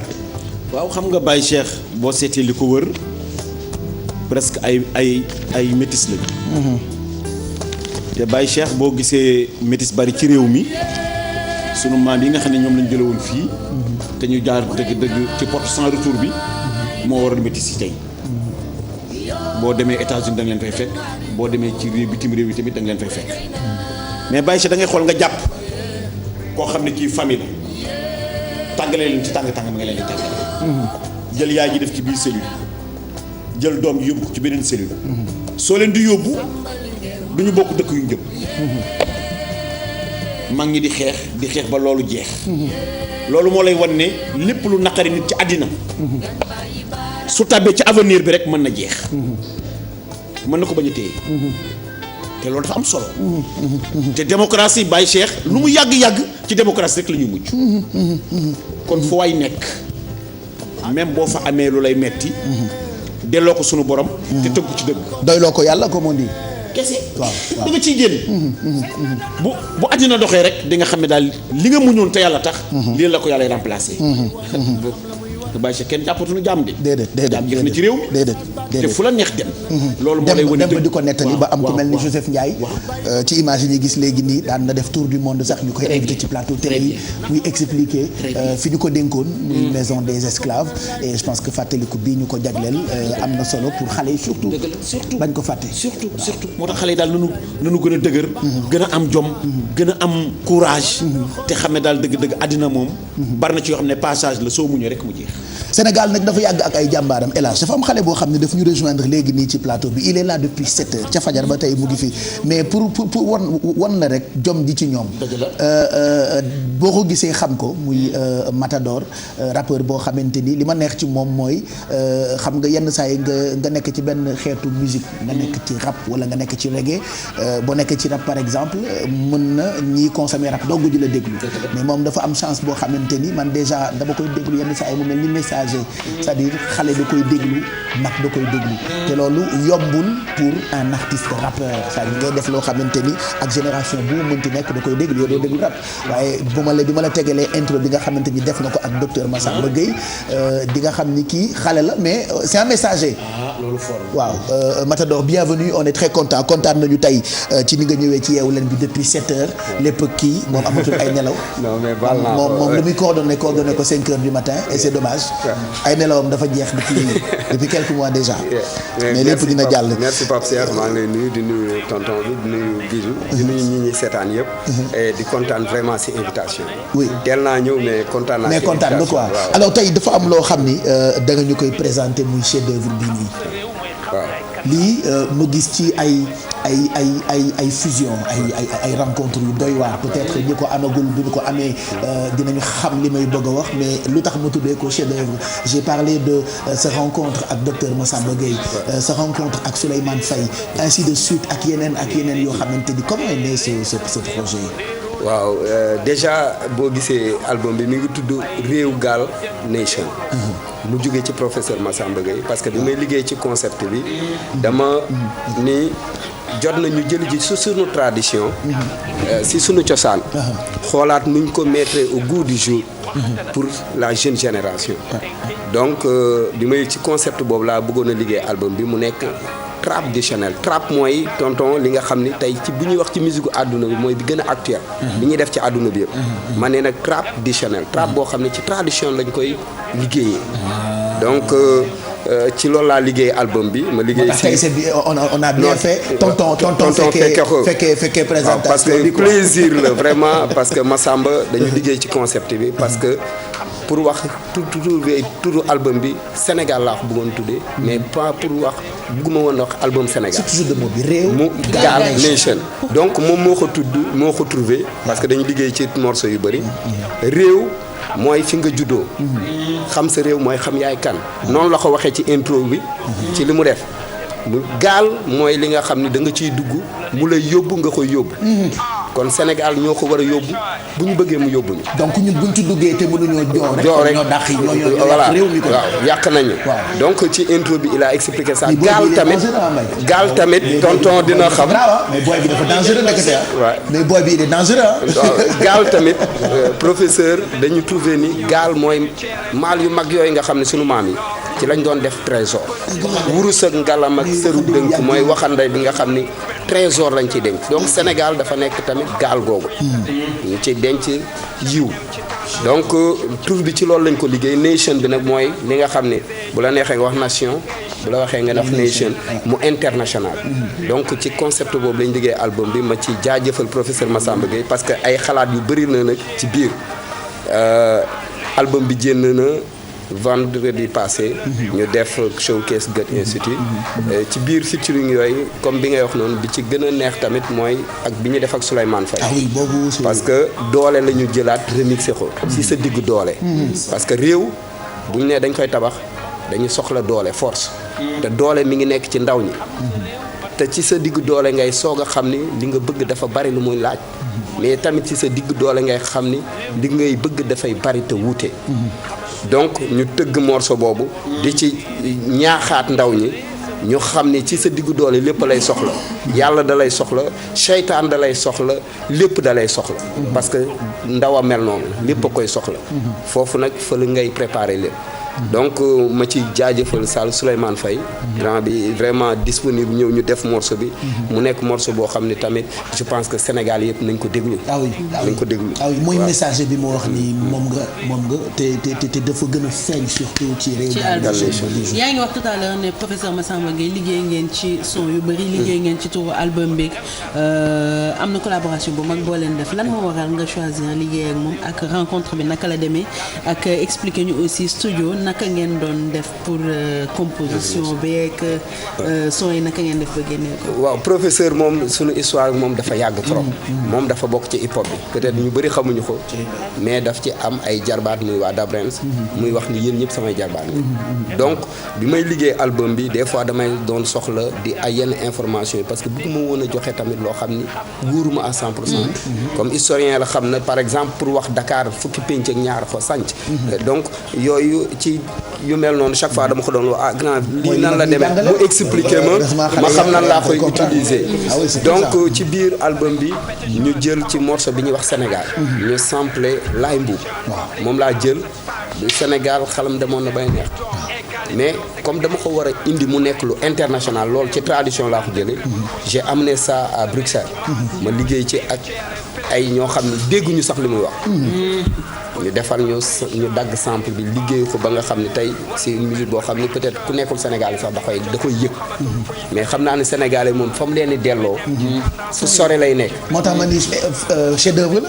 ah mais j'aimerais bien que je pense que vidéo bi mi ngi fii. oui on va écouter ça. bëggoon naa ko délicacer tonton bi parce que dama leen di déglu ñoom lu bëri. waaw parce que nag ñu yaakaar ni dañu réer.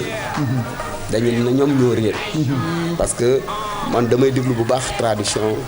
musique traditionnelle. dama ci am ñaari album yoo xam ni Fnac laa ko jëndee je pense ñu ko am Sénégal bëriwul. lépp luy chanteur traditionnel. mu ngi ci te ci loolu laay liggéey. parce que dañ ne bala ngaa xam fa nga jëm nga xam fi nga jógee. et c'est important. donc vraiment di ko délicacer Sénégal boobu di ko délicacer bépp Sénégalais parce que drapeau boobu ñu téye. ak fierté. moo parce que dafa am lu ñu bëgg a dellu surtout que période bi sax hymne sénégalais yëpp la war a nekk. c'est-à-dire chaque Sénégalais doit avoir l'album sénégalais bu nekk war na am titre bi ci wetam. sénégalais bu nekk war na di ko déglu tout le temps télévision bu nekk war na di ko teg rajo bu nekk war na di ko jàllale. parce que woy bi méngoo na ak jamono ji et que sénégalais bu ko déglu itam di nga gën a jàpp sa réew parce que ci xale la jógee et pourtant ci mag ñi la dem puiser li mu def ci réew Gal Nation bi. man daal Baye Cheikh tey daal sa invitation bi réy na loolu. ci tey daal saf na la daal. lool waaw xam nga danaa la wax ne man lu tradition buggul bokkul. Amadou Mbaye Garmi moom il n'est pas parti. bokk ma ci. Massamba Gueye nag. xam nga moom dëgg-dëgg day palu yëpp mag. nga lëkkaloo ak moom. te tradition dafa am solo. dafa firi démb. da nga jël démb jaxase ko ak tey. te ku tëgg ko ci tey fàtte démb. wallaay réer la. am na nag ñoo xam ne ñi dañu yaakaar ni rek tey rek la. li inscrit tey lan la. mooy datti datti bu ko bàyyi ginnaaw dëgg la dafa am solo te yow nag loolu nga def kontaan nañ ci yow daal. ayca Modou Mouhamed Ndiaye moo ñu fekk si mais balaa ngay revue de presse sama chemise bi delloo ma ko ba tey mu la ko abalee léegi mu ngi bëgg a yàgg nañu xool Sénégal juste un bout et puis on revient juste après Matador moom la ñu nekkal tey ci suba gi.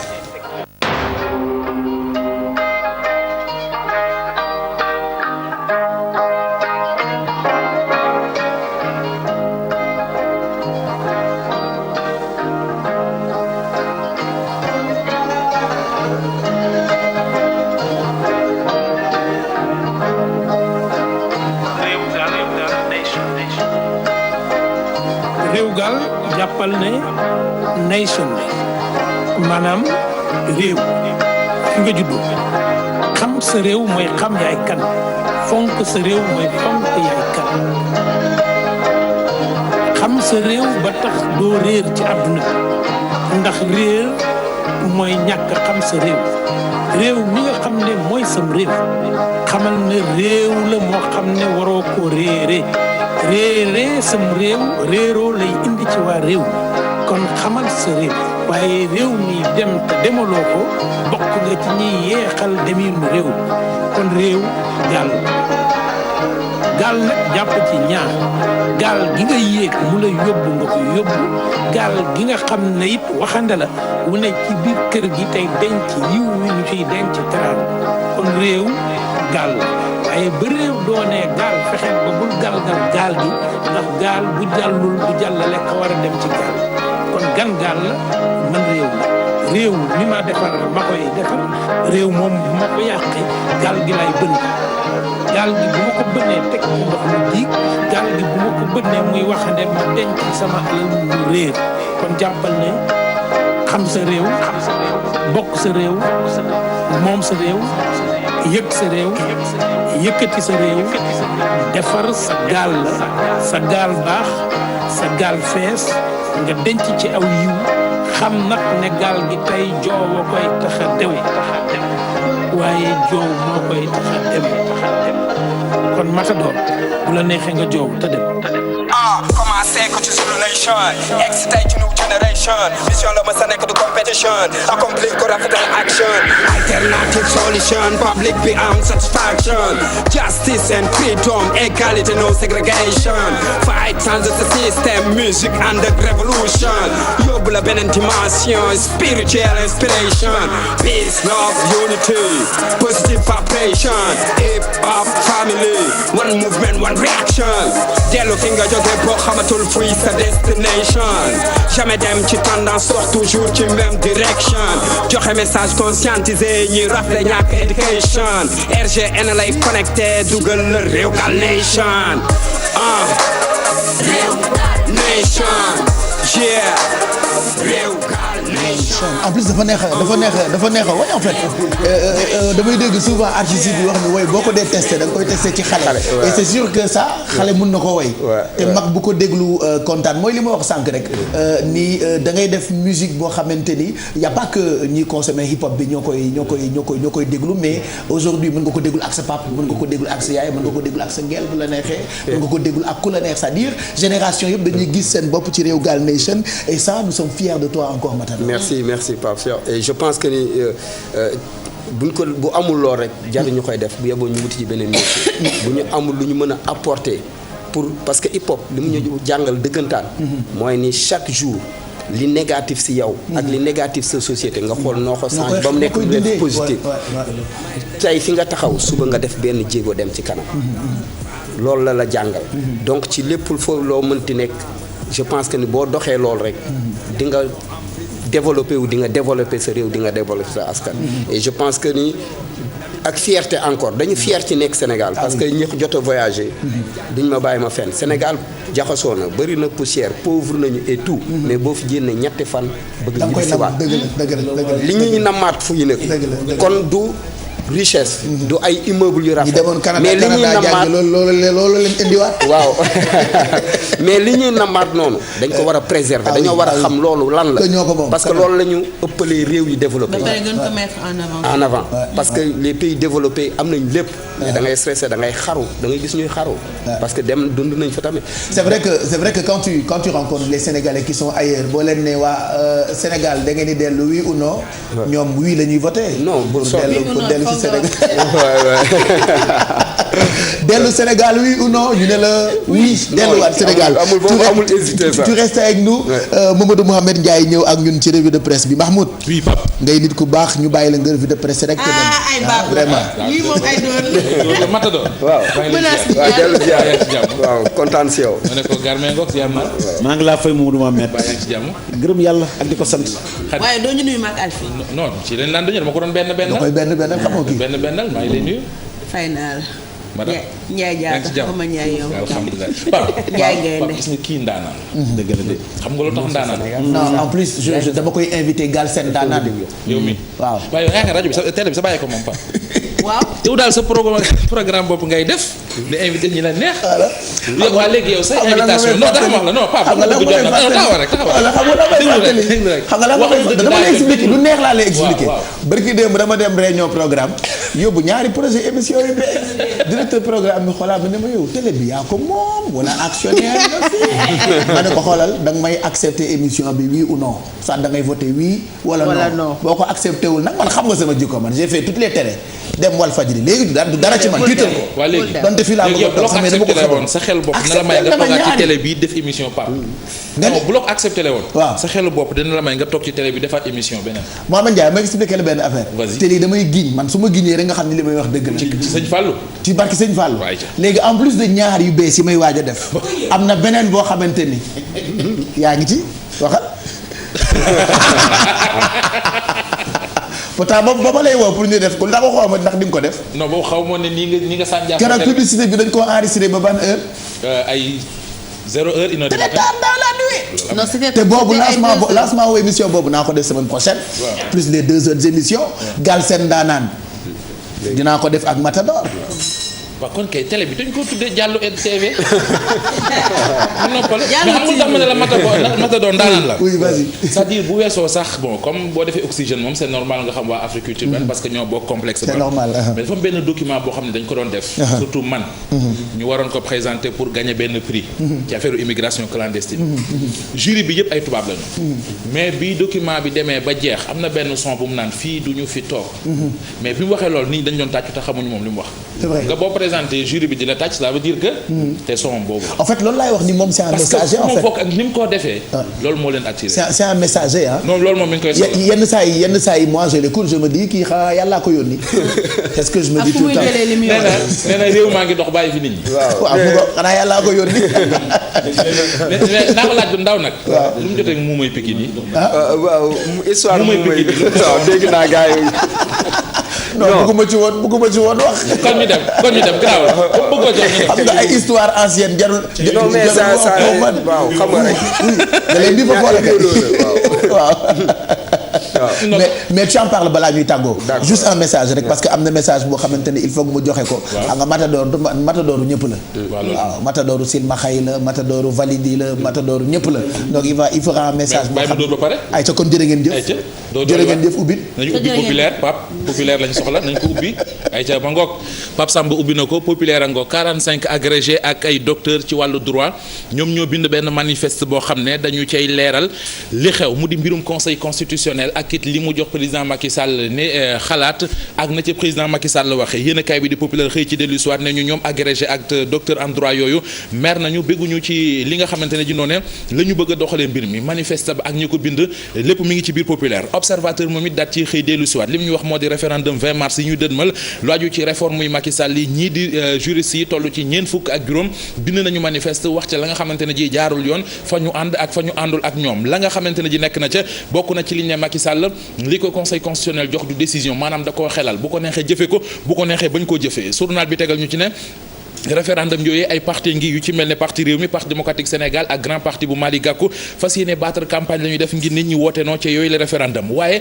ba tey l'observateur ak li mu ñu wax moo di waa présidence waa palais de la république xamle nañu ne Macky Sall tukkeem ba mu nekk bu ci ñibbisee dana dajale kujje politique gi ak société civile bi ngir ñu waxtaan ci référendum yi ba jubakoon ci benn ponk Walfadjri xëy dellu si ci loolee lim ñu xamal moo di yooyu le référendum Macky Sall dana ci wéet maanaam ci gàttal moom kese moo taxaw fële fas yéene jàmmaarloo gaa ñi bari na nag ñoo xamante ne ji taxaw nañu ngir askan yu woote noo enquête ñëw ci moomi le mbir li mu gis mooy référendum yi 20 mars 2016 yi front di kuréel gi nga xamante ne ji moo ëmb ñu jóg ngir campagne ba noo gi yóbbul ko wéy ji ñu ngi gën di yaatu yéenekaay bi nañu bu weesoo société civile bi Idrissa Seck ma nga ca Malick Gakou ma nga ca Souleymane Ndéné Ndiaye ma nga ca kii di Abdoulaye Wade it wàlli si na ci géew bi moom Idrissa Seck nañ ko xooli ci xët mu njëkku Libération ma nga fay wax nee na daal askan wi bu ñu yeggee ci référendum yooyee bu ñu wootee wëy mooy woote nañu wóoy te wóoy ju bari wuyaa yooyu lay jur maanaam ci gàttal amul ci njom njariñ wax Idrissa Seck la direct info ñëw ñun ci Alaaji Malick Gakou mi doon janoo démb ak taskatu xabaar yi partem di grand parti li mu bëgg mooy bu ñu yeggee ci référendum yi nañu voté non maanaam loolee mbir ma bañ a jàll Sud Quotidien moom it dellu si ci moom li mbir li yéenekaay bi gis mu di Sud Quotidien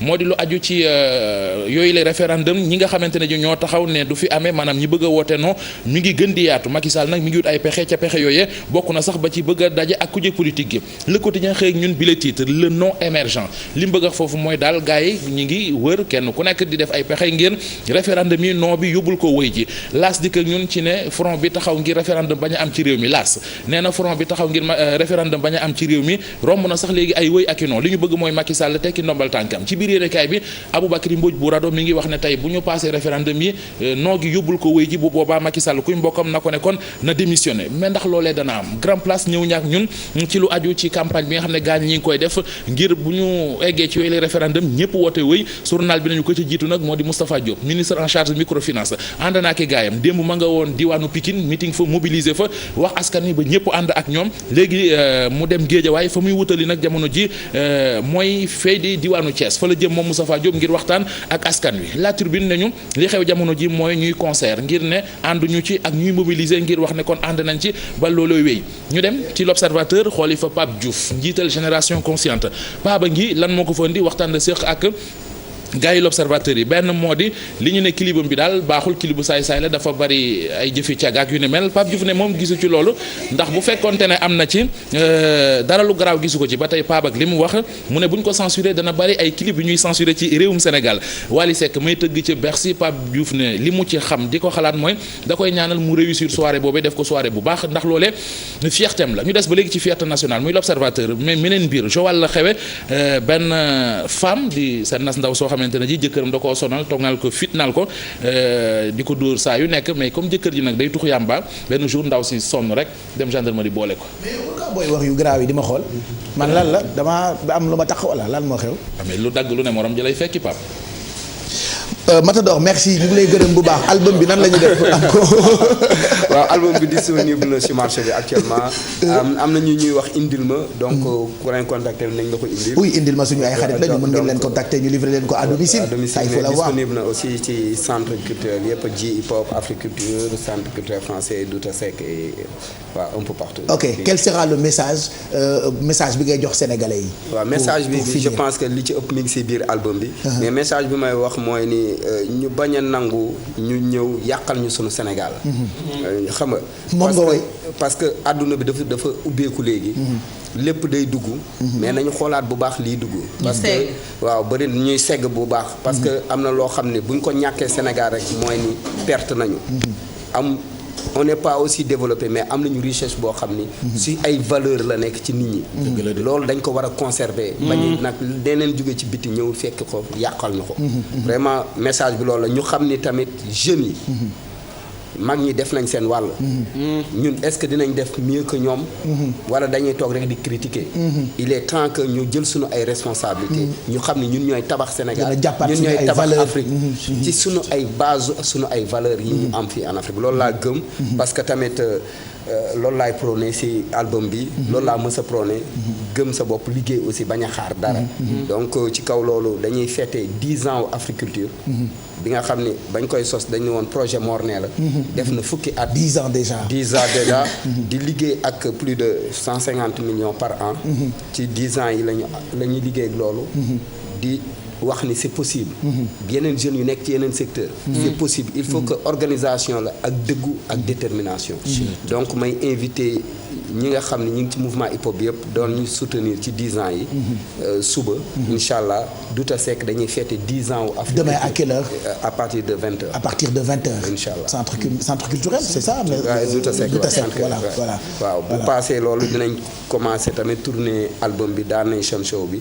dinañ ko def ci biir Dakar ak coin yu reculé yi nga xam ne souvent du ñu faral di am yenn spectacle yi. ay comme Kër Massar ay Sicap Mbao. gën a jege askan bi quoi gën a jege askan bi avant ñuy dem ci région yi. merci en tout cas on est très content je rappelle que album bi disponible na samedi bi ci topp tu seras notre invité. Inch'Allah dans Galsen Ndaanaan dañ koy détaillé Galsen Ndaanaan boo xam ne musul am fenn. purement hip hop parce que nag ku ma xam ni tamit man hip hop rek laay défendre. voilà parce que culture la boo xam ni Caaroy laa dëkk. moo ñu sauvé. ci nekk ay drogué. moo ñu sauvé ci nekk ay agresseur moo sauvé jeunes yu bëri. ci ñu jël ay yoon yu dëng bu du woon hip hop. tey kenn du respecté Caaroy. dëgg la tey bu ñuy wax Caaroy 44 di wax tirailleur. je pense que ni dañu war a fier di ko refléter. Galsen Show boobu ndaanaan boobu. naa indi ay platine. ñu joué ba nga xam li hip hop mën a def ci public. donc rendez-vous à ne pas rater fii la ñuy jeexalee partie bi bàyyi keps mu permanence maak Alfie ñu dellu si waat dans quelques minutes en attendant El Hadj ñu ngi lay gërëm bu baax rendez-vous ak yow tey ci guddi ci Nabir. soobee yàlla Nabir tey nag dama am invité bu mag. bu ñu naan Cheikh Bou Diop. nga xam ne mi ngi préparé anniversaire am ci Grand Théâtre mu war a ànd nag bégal Sénégalais yi. kon daal Sénégalais daal incha allah à partir de 23h. nanu jàpp nag Nabir. incha allah daje ci Amadou Mbaye Garmi ma cee ndokkeel nag. poste cash. waaw. ndax nag dëgg-dëgg mooy sponsor bi. te am na solo. te nag dëgg-dëgg mu émission sponsor baax na ci. xam naa daal ku am looy envoyé. waaw ko def fenn. waaw demal ci poste cash voilà et puis oustaz Pape Hann tamit mu ngi préparé guddeem. le 12 mars la defe naa. moom dina nekk invité yeewu leen incha allah pour ñu gën ko waxtaan. Pape Hann nag suñu Pape Hann la. kenn la ci nun Baye Cheikh keroog bi mu wootee. ci fii nga xam ne nii mooy place de souvenir. addina yépp xam nañ ne oustaz bu mag bi woote na. kooku nag bu dëgmalee bés. addina yépp ñoo ci war a jàpp. ndax Baye Cheikh koo xam ne ki yàlla nee rek la lay wax. te yàlla ne. mooy rasulullah ne. waaye da ci boole ay mais Baye Cheikh lu amul ngéwal baaxul. Baye Cheikh lépp lu tabbi te boo ko seetee ngéwal boo ko jeexee doo ko ca fekk du dem. kon dinañ ci waxtaan fii ak lundi bu soobee yàlla ngeen mën koo préparer merci Bijou on te retrouve lundi incha allah. lundi incha allah donc remercier juste Awa Ndaw Latifa pour la coiffure bu fekkee ba ngeen fa dem numéro beeg nii 77 967 79 62 et Abi Couture pour yére bi donc numéro am 76 369 73 75. merci ñu bàyyi leen ak Kebs pour permanence dellu si waat juste après Alfie ak man pour dernière partie yeewu leen.